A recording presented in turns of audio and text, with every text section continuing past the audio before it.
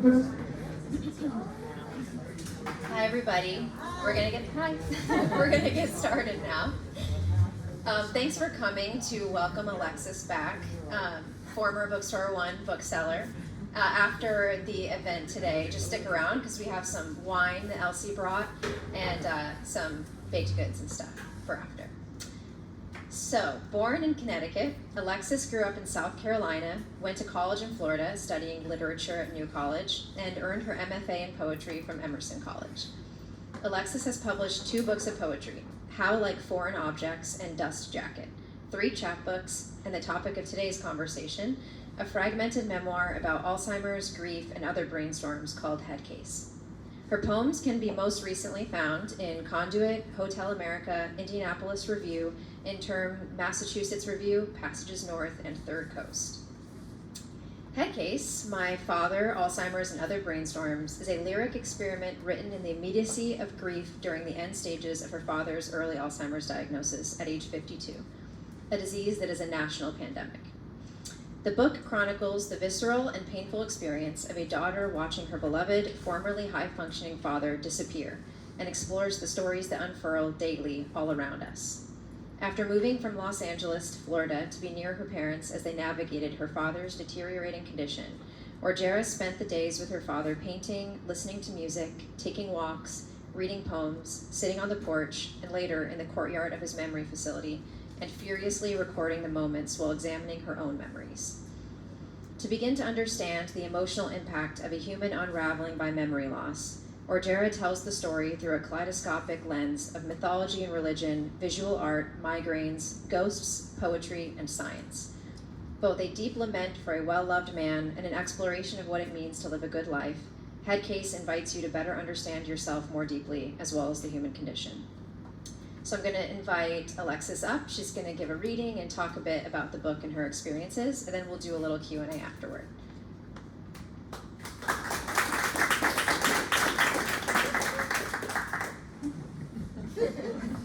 This is so great. It's like all of my loved ones are in my living room.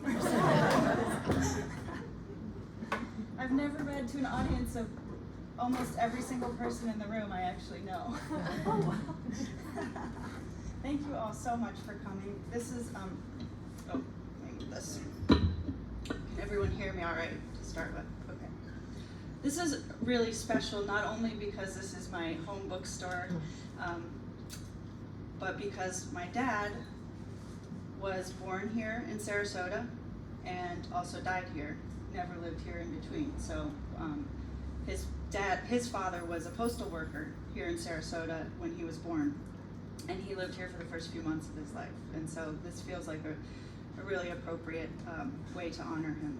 And then of course we have my mom here, who is there every step of the way and is, throughout the book, kind of in the background. I'm not gonna read the really emotional parts because I will cry. So as Bryn so beautifully explained, the book is an experimental memoir about my experience of Dad's losing his memory. It's funny, Alzheimer's is like, it's not just I forgot where the keys are, such significant things are lost when someone loses their memory. So this was about kind of the morning as it was happening. I wrote a lot of these things as it was happening, but also the aftermath when you lose someone. Hi, Paul. Hi, how are you? It's okay. The book happens in several chapters. A lot of you have read it, I know, but I start with my young life, my childhood, religion, kind of coming out of religion, and then I move to meditations on the first Alzheimer's patient, whose name was Auguste D. And then the chapter I'm going to read you today is called A Language We Have Yet to Discover, and it's sort of a meditation on art and how Dad and I used art as a form of communication as he was going south. I have dry mouth. Let me get my water. And I'd love it if we could, I'll read for about 20 minutes and then a conversation afterwards would be ideal.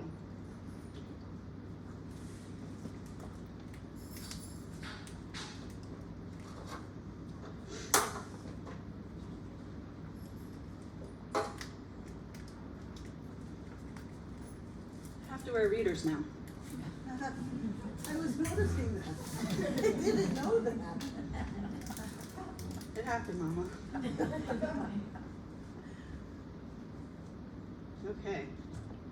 Oh, I wanted to read the first page of the book too, just to ground everybody. It's called Your Last Word. And I open with a Barry Lopez quote. I don't know if you guys know Barry Lopez, but he's one of my favorite naturalist writers. We were beginning, it seemed to me, to live our lives in dissociated bits and pieces.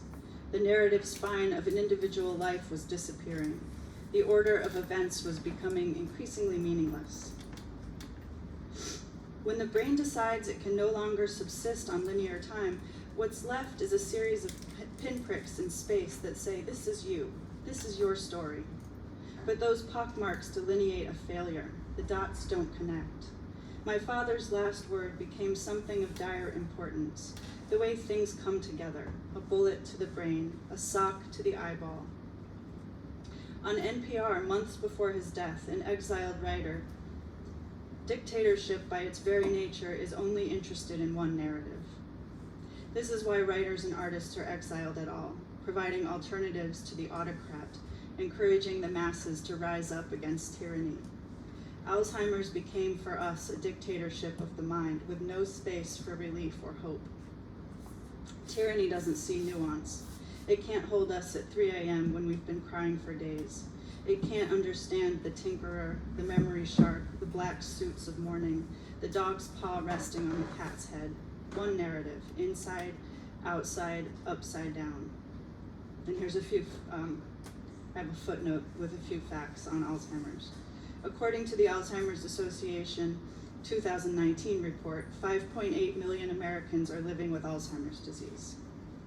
Roughly 200,000 of those will be people under 65, like Dad was. Diagnosed at 52, dead by 60. By the year 2050, an estimated 14 million people will have Alzheimer's disease. In 2019, Alzheimer's and other dementia care costs were almost $300 billion in the US. This is our country's 6th leading cause of death.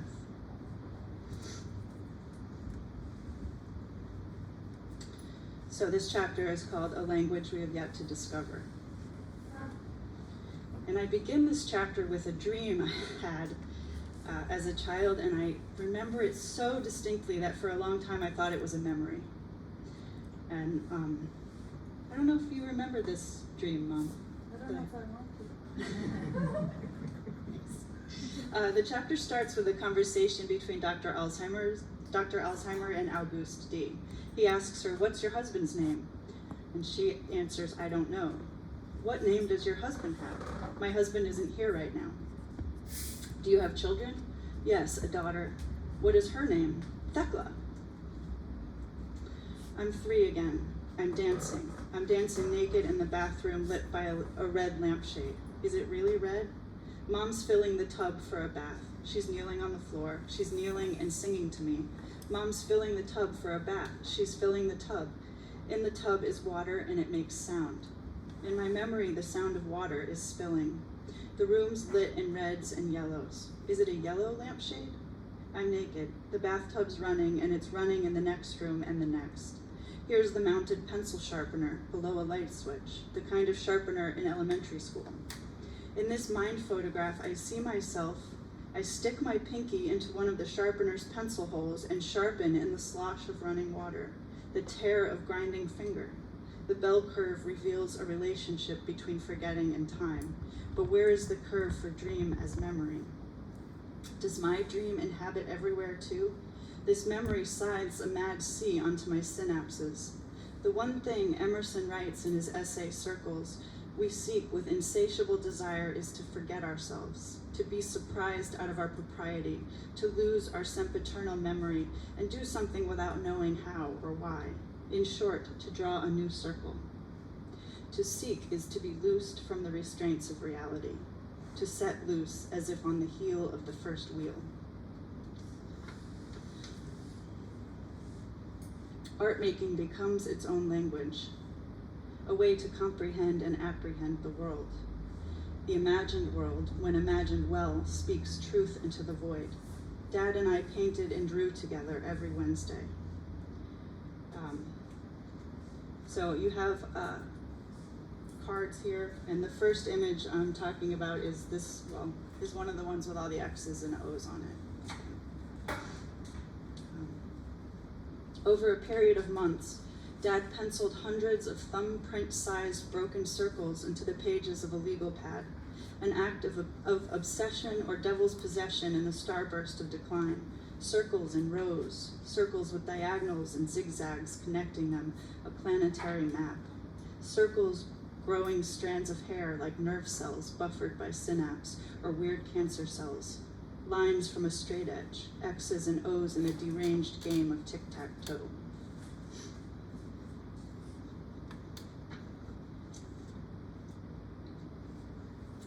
Days shift and fasten themselves onto better days or worse days, like doors on rusty hinges. Auguste D. died within 4.5 years of her first symptom. Some people live 10, 20 years inside the maze. On a scale of forgetting, sometimes I was his friend. Most days I was a nice girl, occasionally his daughter, and sometimes a shadow wife, Mom and I resembling two eras of the same woman. I pulled out photos of Mom and me in different eras. The one of Mom and Dad posing at their 70s wedding, the flecked photo of Mom pregnant with me, her hair pixie short, the photo's imperfections giving her freckles. The one of me buck-toothed and boyish at school, or the one of me in glasses too big for my face, a stupid haircut. See, Dad, see how alike but different we are? Emerson writes, the man finishes his story. How good, how final, how it puts a new face on all things. He fills the sky. Lo, on the other side rises also a man, and draws another circle around the circle we had just pronounced the outline of the sphere. Where we are overlapping concentric circles, echoing ovoid sound, ripples on a pond before definition. Where experience follows experience based on collective memory. My 1961 edition of Childcraft Encyclopedia, Volume 2, smells like sweet Easter bread. The first page of my favorite volumes lined with my kid scrawl, X's and O's. 2 parallel lines, then 7 rows of X's and 3 columns, another set of parallel lines with a rounded tip populated inside by O's, then another set of X's in 7 rows and 3 columns. I have no idea what I was doing, maybe playing tic-tac-toe with myself as a kid. It looks like a schematic for stadium seating. On page 19, my favorite illustration accompanies Vachel Lindsay's Yet Gentle Will the Griffin Be. A cream-colored griffin with wide white eyes and a pink tongue licking the Milky Way floats out of the egg-cracked and cratered cream-colored moon. Below the hatched moon, a little boy in purple pajamas rearranges the stars in the sky. From the boy's head, I've drawn 3 rays in pen, and above that, in pencil, I've drawn a circle with squiggles bounding from it. I've connected the universe. This next section is just a little interlude. I quote from the movie Friday, from Nursery Rhymes, and from a Counting Crows song. The conceptual operation of turning a system around an axis. Don't fuck up the rotation. Puff, puff, give. Rotate your crops. Plant, fell, replant, curl, curl, curl. Around the mulberry bush so early in the morning. Round here, he's slipping through my hands. Planetary movement, a passage of privilege, a baton. That sneaky little bastard tiptoes up behind you, taps you on the shoulder, lodges in your head. Heinous house guest, night wanderer, attuner to the sounds of darkness. In November 2012, Dad was almost hit by a car as he crossed the street, on the lam from his in-home nurse. Another day, he sat working things out. Couldn't move, shackled to the confusion. His fingers played with invisible bits and bobs, weaving the air or grabbing at invisible bugs on the floor. These facts can be written, but they don't spell the man he once was, the guy I watched basketball with, who made me bananas and saltines fried in butter in a cast iron pan, who helped me build a tank system for a school project measuring oyster filtration, who rubbed my stubble and smiled when I came home with a shaved head. When the forgetting was born in the middle of disorienting diagnoses, an x-ray to Dad's abdomen uncovered a small hunk of metal in his stomach. We marveled at its appearance, tried to explain the forgetting as heavy metal toxicity, a possible reversal on the horizon. But the inversion of reversal is stasis. No doctor bought our story. Like so many narratives, this one was left unfinished, its leaps unfounded. I remember a story about him as a small child collecting blue gravel from the family driveway into a chewing gum tin. He popped the round rocks into his mouth, eating them one by one. We reasoned in our desperation that a small piece of shale might have lodged in him forever, the way the poet Charles Wright in The Geography of Home remembers his time in California as, quote, 2 yards and the flat back of the ocean, another tricolor splinter broken off in my heart. This is another, I don't know if you have this drawing. It's another of the circles and squares one. It looks sort of like a Leviathan to me. No, I guess that, no, I don't have that one. Similar though, circles and X's. Leviathan octopus, a suction-cupped arm reaches out of the abyss. Sweet hereafter, let it be that heaven is geometry. What does it look like on the other side of dementia, when neuron by neuron, in that silent apoptosis housed inside the skull, there's nothing left but tangles of dead pathways and fistfuls of plaque? Alzheimer's puts you in an empty room where keys get misplaced, lists get made and lost and rewritten and lost again, and as neurons die and roadways are abandoned in a 5-finger spread through the brain's cortex, the vacancy reaches deeper and deeper into you until you don't remember new information, and the stories of your childhood are specters speaking to you out of the corners of rooms or in your head, and then not at all. Then everything's silent. Behind his glacier blue eyes was a landing strip where memories and reasoning touched down and alighted again with the aid of a majorly fritzed circuit board. Landmarks of navigation became apparitions entering and exiting the field depending on barometric pressure, energy flow, and electrical pulse. The self splits and mirrors the botched interconnections of a neuron forest or a madhouse cell division, and upon us is a whole generation of forgetters living in an age of left behind. Circles become 2 eyes inside a head, a ghostly woman. Her features always obscured by squiggles and scribbles, out of atrophy's madness. I think you do have a picture of the woman. Mhm. That became a real obsession for him, too. Mhm. There should be another one on the yellow card, Mom. Is there? Oh, yeah. Yeah, so it started off as like little wisps, Mhm. and then eventually it turned into that one that you have in color, Mhm. which I talk about at the end of this essay. Somebody suggested that he was just drawing you this whole time, which I think is really beautiful. And it never really occurred to me. To me, it looks like a ghost nun. That's interesting. When we experience a work of art for the first time, what are we really seeing if not our own shadows? Our knowledge of the visual field is built around our experience of the world adjacent to our bodies. The "how does this make me feel" moment. And momentarily I was devastated that my father had Alzheimer's, or momentarily I was ecstatic that he was making art. Of Jeanette Winterson's encounter with a painting in a gallery window in Amsterdam, a painting that stopped her in her tracks, she writes in her essay Art Objects, "Here was a figure without a context. In its own context, a haunted woman in blue robes, pulling a huge moon face through a subterranean waterway." As an aside, if anyone's ever read Jeanette Winterson's book, The Passion, I swear this painting is what it was the catalyst for that book. Because there's a character who's a woman gondolier, and I think that is probably where she got the idea for that book. Winterson recalls that after her fleetingly intense encounter with this painting, she fled to the comfort of a bookstore where there were things she understood better than paintings, and how at that moment compelled her to find a way of looking that garnered in her a true appreciation for painting. That same was true when I first encountered Dad's artwork. What to make of it? I had to find a way of looking, a context from which to view something wholly foreign. As Winterson writes, sometimes a work of art lives outside our initial ability to fathom it, out of fear or confusion or lack of practice. I began to understand Dad's artwork as a mirror of his confusion, as well as his own desire to make sense of it. As we painted together one lazy Wednesday, I chatted about a trip I took to England, during which Parliament announced plans to rename Big Ben as Elizabeth Tower for the Queen's Diamond Jubilee.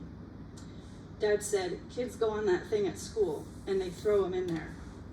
He made a throwing motion, mimicking a child throwing a toy into a corner. And he asked, "Where is that thing? I don't need it."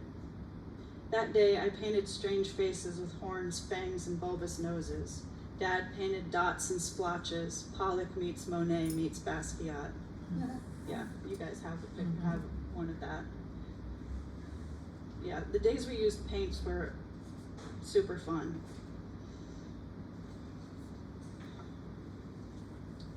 Art therapists, it turns out, describe how art can calm Alzheimer's patients, help them to express their feelings when words no longer do the trick. Occasionally, our painting sessions and their CD soundtrack initiated language like, "This reminds me of my pot smoking days," he would say of the voices on a 60s greatest hits compilation. He'd tell me mixed up family histories or mumble to invisible friends on the other side of the room. The circular woman visited regularly during that time. And then I include a few more pictures of her. And then you have what looks like a toppled over house. "Turn it the other way, it looks like a house," he said. Rolls and reams of plans from my childhood. To be like him, I kept a notebook full of house plans. So my dad was a contractor my whole life. Unmeasured but drawn and straight-edged in careful pencil. This is where the toilet is. This is the master bedroom. Neat capital letters mimicking my dad's all caps. Sometimes I'd add a round room for flair, and he never said, "No, that can't be done." He hand-built rooms in the houses we lived in, tailored to our specific desires. I once had a whole upstairs floor to myself, bedroom, bathroom, walk-in closet. My brother Ryan got a loft with a ladder leading up to it where he kept his top-secret Lego collection, and a whole wall plastered with a map of the world. He's now a geographer, so conservationist geographer. In those father-built houses, we were made to feel special. Dad was someone who could build you a house, and this shaped us. When the foundation of our metaphorical house crumbled, we literally had a life's worth of physical corollaries from which to draw a comparison. In his drawing of a house toppled over, part modernist beast, part spaceship, floors connect at strange angles made for slipping and sliding so that every day is a game of downswing. Stairways lead to geometric attics with porthole windows. A square of grass on the ground floor. He's made us an atrium.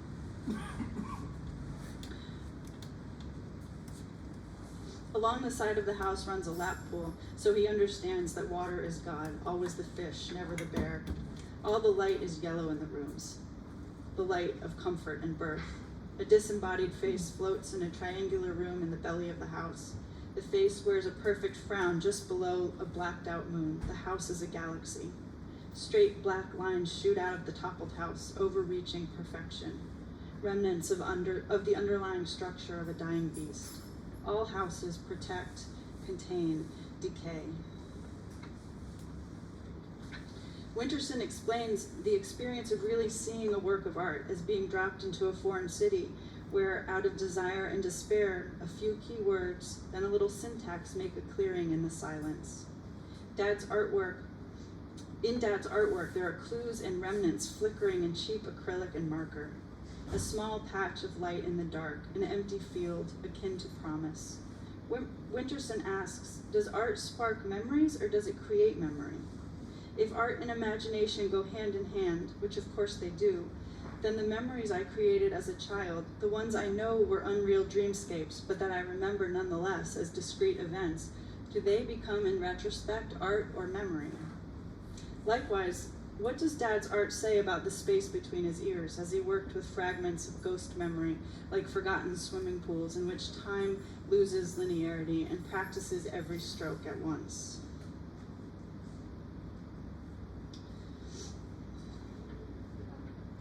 The woman again, and this is the color, the image in color of the woman. Finely in color and fully rendered, her hair is a nun's habit, a nun from Catholic school, of which Dad had many teachers who were nuns in Catholic school. Dr. Frankenstein's Mona Lisa. One eye self-satisfied, a slit, the other eye a frightened doll's. Is she pieces of many women, the head to my headless nightmares? She's wearing glasses, the hint of a smirk in her magic marker smile. Is that a mustache or is it teeth? The pieces don't fit, but they make a ghostly face. In Dad's artwork is the flesh and bone depiction of the surface of the moon. The language we use for artistic inspiration and for recovering memories is similar. Sparks, flashes, jolts, volts, transmissions. Memory loss and creativity loss also carry similar language cues: dryness, emptiness, barrenness, block. You can't have one without the other.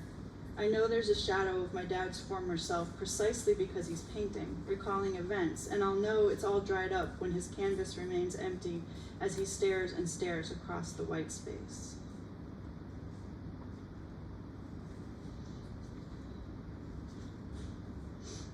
When he said to me out of the blue, "They have those round things," and his fingers circled and circled the air, from before I came here.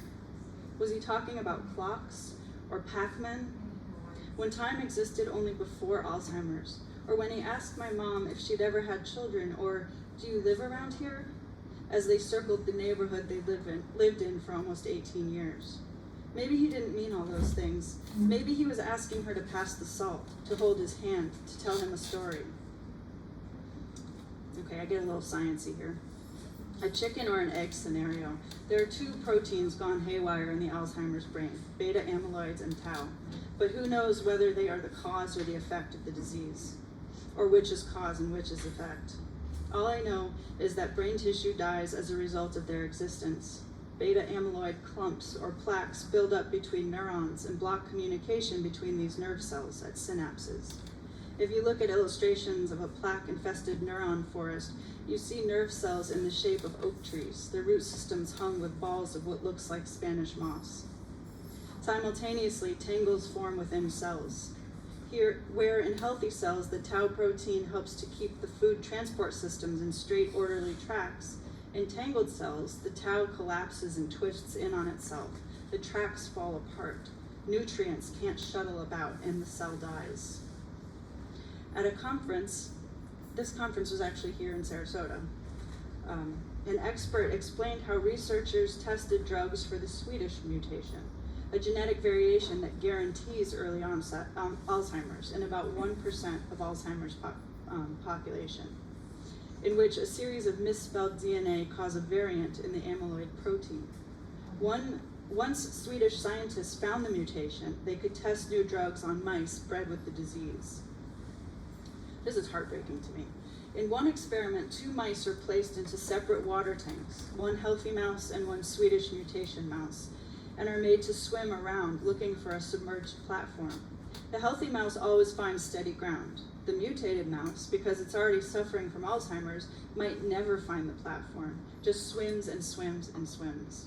These mice would drown if not intercepted. When researchers then inject the mutated mice with various experimental drugs, many of those mice find the platform too. There are potential cures that cost billions of dollars to test on humans. In one study, Dad was injected with a drug called Enbrel once every 6 weeks, with periodic spinal taps to ensure that the Enbrel wasn't killing him in some other horrible way. While we don't know whether he was actually on the drug during the study, we do know that when he received the drug after the study had concluded, because everyone who participates gets a chance after the fact. Nothing changed, nothing we could witness at least. Dad didn't have the Swedish mutation, even though his father also had Alzheimer's, but he did have 2 genes called the APOE4 gene, one from each of his parents. These genes range in numbers 1 through 4, and we all have them. Those people who carry the 4 gene from both parents have at least a 10-fold greater risk of developing Alzheimer's. This genetic combination is not a guarantee, but it ups your chances. In the language of science, the physical locus of early Alzheimer's disease is the cerebrum, wrinkly and coiled like a packed jar of pickled pig's feet. It's the stuff we see in our minds when we hear the word brain. The cerebrum makes up 80% of the brain's size. As the disease spreads throughout the cerebrum's lobes, frontal, parietal, temporal, and occipital, and the brain's cortex, where gray matter lives, you lose things like recognition, simple tasks, appropriate behavior, judgment, the ability to find the right words. Dad starts and stops stories 20 times a day. And of course, memory. After you lose your short-term memory making, the disease migrates to your long-term memories. The hippocampus, shaped like a seahorse, sorts and organizes memories into what we need to keep. When there are holes in your hippocampus, where there used to be brain tissue, your memories lapse, fold in on themselves, loosen. Over time, the holes migrate, obliterating your everything memory. You don't encode new information, and you relinquish all of the old stuff. Alzheimer's systematically destroys neurons, so there's no construction of the just occurred. A language we have yet to discover explains the world in plain, unfettered images. Its precursors, rather than alphabets and accent marks, are the viewfinder, the Venn diagram, the home movie, the black and white photograph. Then the language of science with its with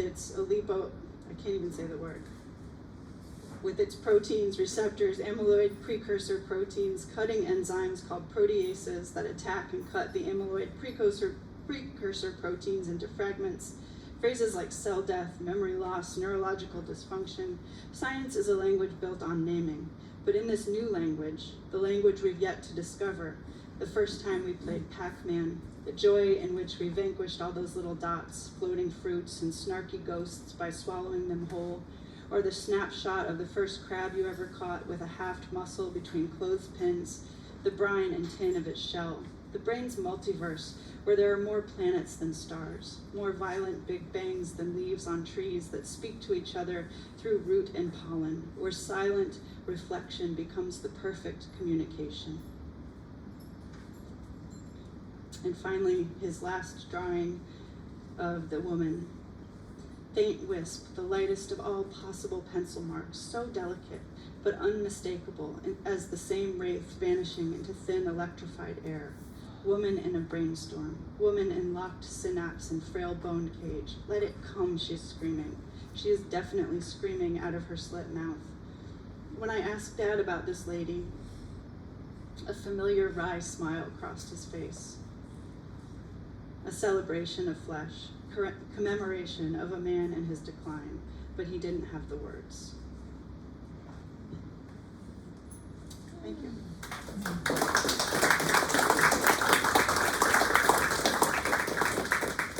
As I was reading, I realized that was kind of a heady chapter. Thank you for following along.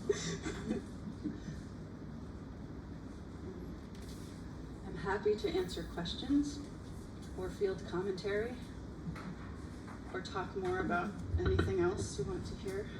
I have a question. How early on in the disease process, I suppose I should say, did you start doing art with your dad? And how did you see it change throughout that time? Can you help me with timelines? Mhm. So I moved back to Florida when he was, We saw signs at 50 years old, but it was 52. yeah, but when, do you remember And when I then, came back? Yeah, I think you came out about a year later. Yeah, About a year so later. we started pretty soon after that, definitely while he was still living at home, and Yeah. every Wednesday we did for years.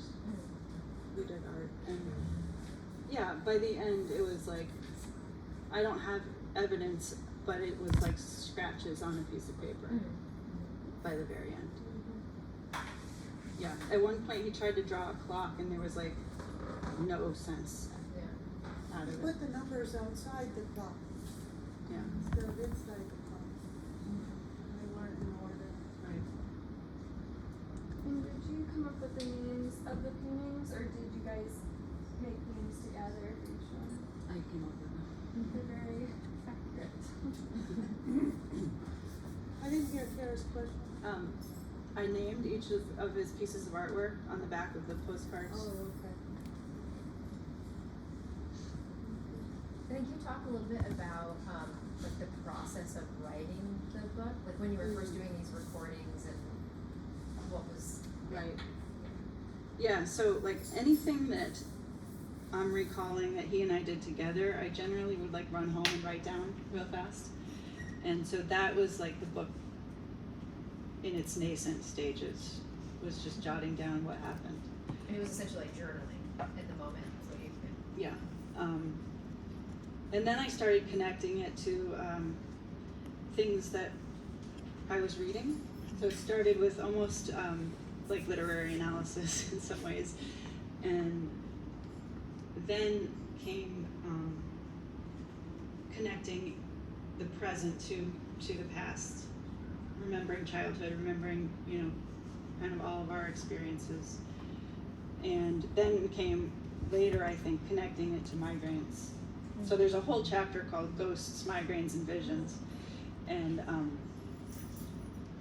I felt the migraines really acutely when he was sick, because sometimes I would get migraines and I couldn't spend time with him, or they just came fast and furious during that time. So I started connecting this feeling of helplessness of migraines to kind of what he was going through too.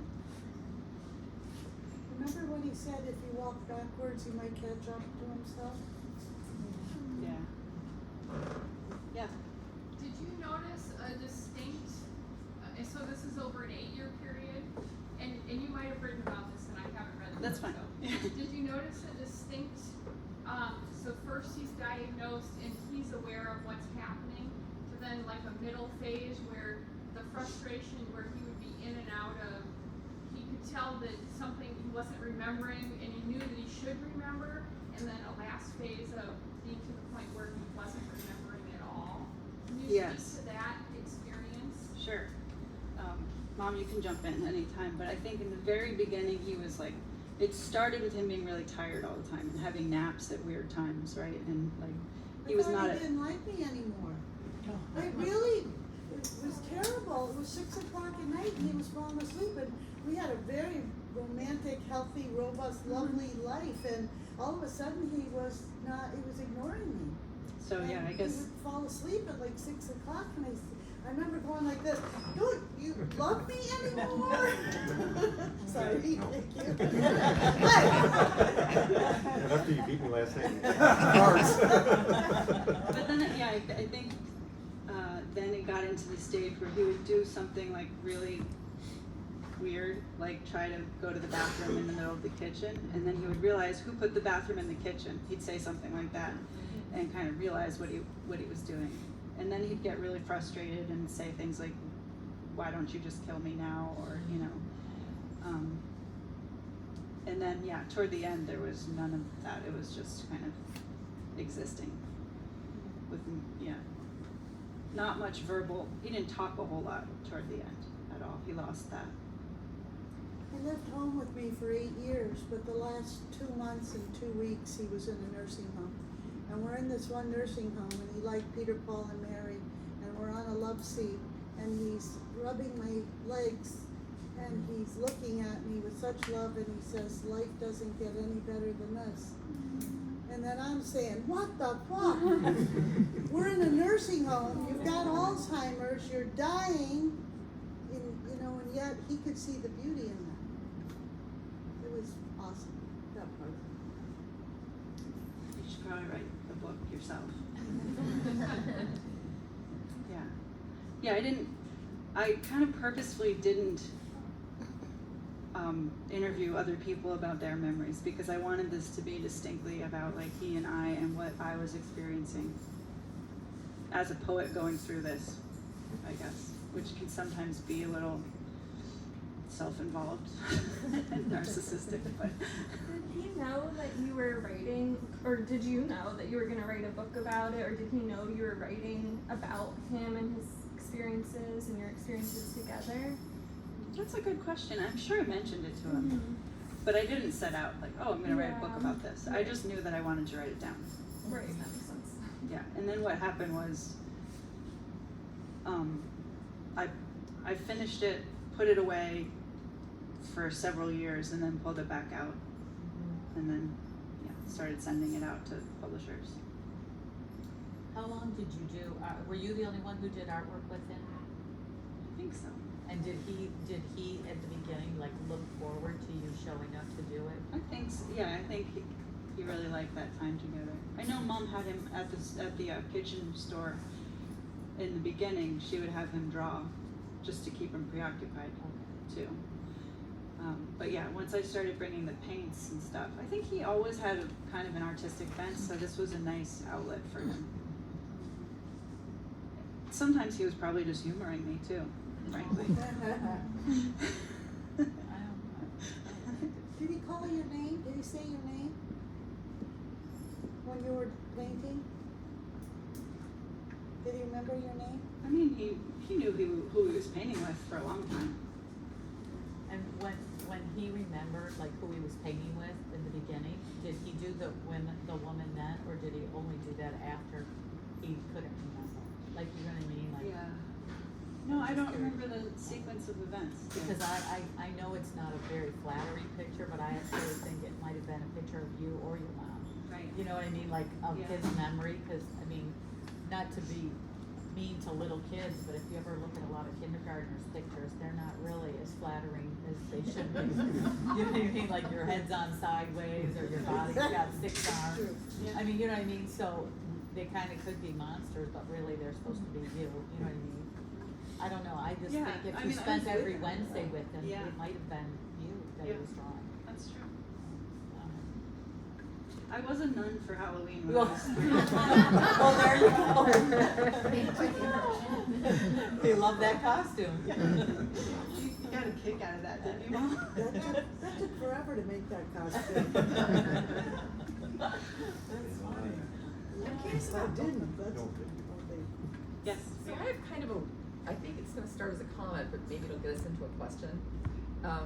So where you started talking about those sort of sparks and bits of memory, right? I really loved that. It resonated with me a lot, but it made me think a little bit of there's a psychological therapy that is more common in the UK and in Canada called narrative therapy. And the idea is you sit down and you look at all the pieces that make up your story about yourself, and we all have one, and it's informed by how our families see us too. But those are movable pieces. If you highlight this one and this one instead of this one and this one, you can make a new story. Yeah. And so it's sort of a way of helping to address distress by saying, maybe your story isn't as fixed as you think it is, but you can highlight these elements. And I found myself thinking about the artwork and about the way that you put this book together as a way of highlighting different elements of the story here that give it a different life.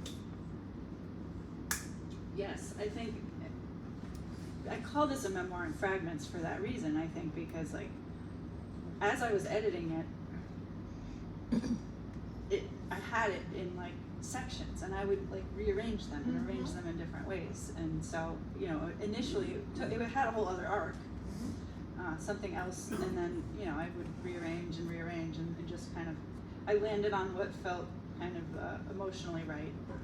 Sometimes more than, you know, obviously it doesn't read like a narrative arc.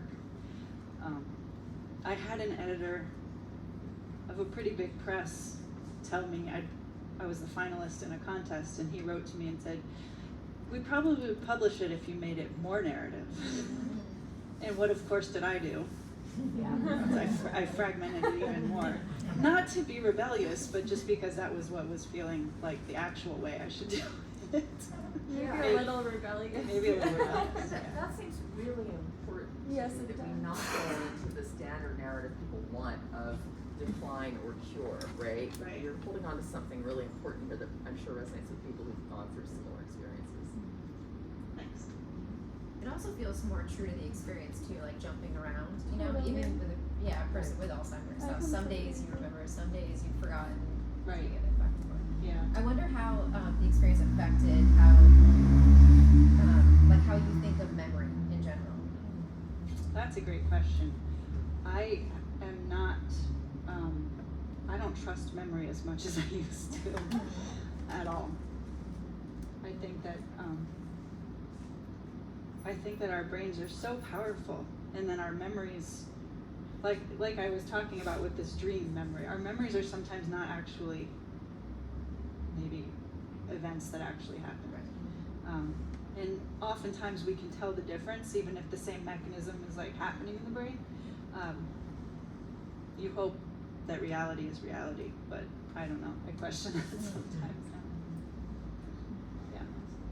Yeah, I think what I wanted in the book was for there to be like the Barry Lopez quote, things start disintegrating. And so by the final chapter, a lot of stuff is in brackets and run-on sentences, and it's kind of like that, like breaking down of the narrative.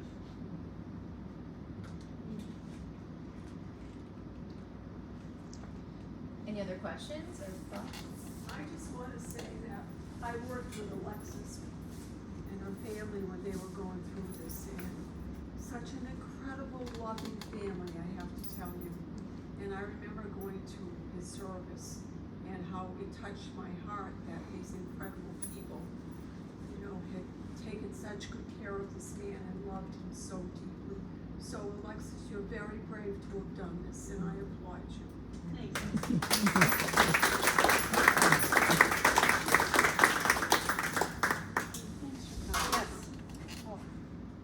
You know, you said at one point that the book was offline, so to speak, and then you brought it back.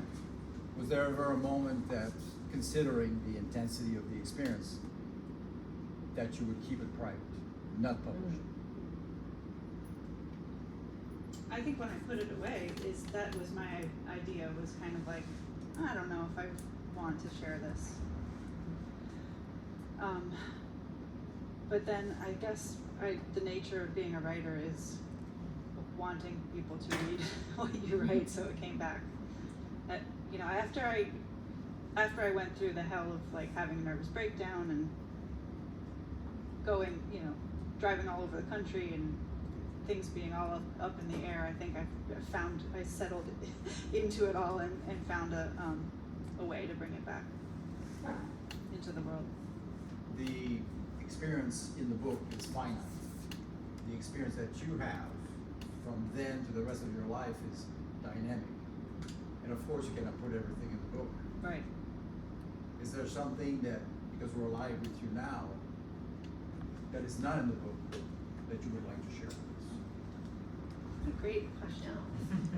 There's one, I actually wrote an essay about this and it's on my website, but toward the end, my dad became obsessed with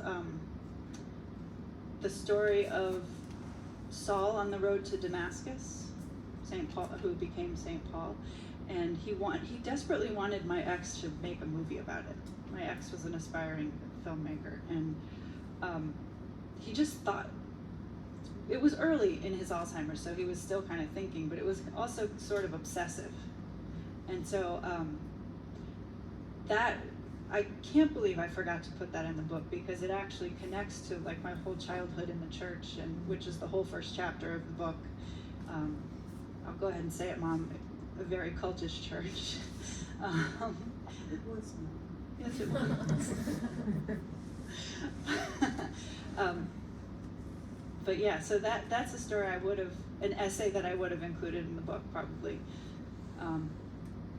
I think that also, you know, there's not a lot of hope at the end of this book, and that's okay with me. Like, not every book has to end with a lot of hope.